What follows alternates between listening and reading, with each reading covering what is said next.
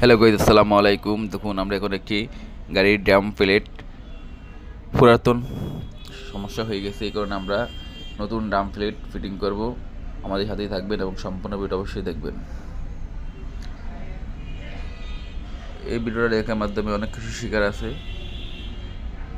আপনারা আমাদের সম্পূর্ণ ভিডিও দেখবেন এবং আমার চ্যানেলকে সাবস্ক্রাইব করে পাশে বেল আইকনটি অন করে রাখবেন। দেখুন, পুরাতন ড্রাম প্লেটটি বাদ হয়ে গেছে, আমরা নতুন ড্রাম প্লেট ফিটিং করতেছি।